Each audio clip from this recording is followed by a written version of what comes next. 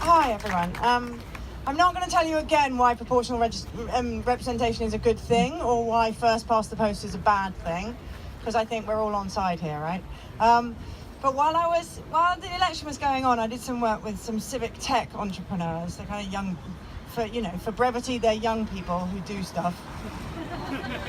You can't hear. How can you not hear? Oh, speak closer to the microphone. I see. That's why you can't hear. So I was interviewing this one guy called Tom de Grunwald who was doing a vote swap website, and he said it's basically a hack for first past the post until we get rid of first past the post. And he explained all the things that were wrong with first past the post, and I said, yes, I know.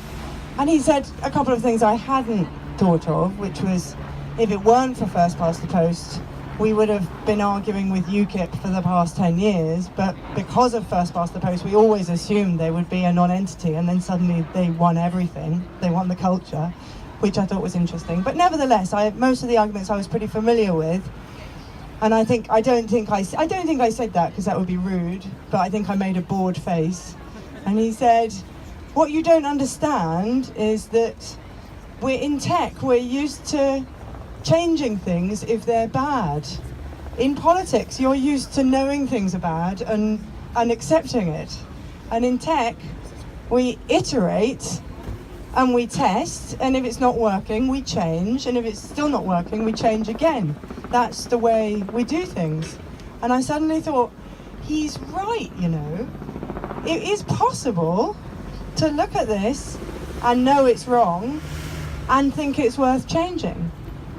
Now, obviously, you leave the civic tech space and you go back to normal life, and you meet exactly the same constraints. The main one being, nobody is going to vote for PR until somebody who benefits from PR is in power, and nobody who benefits from PR will ever be in power.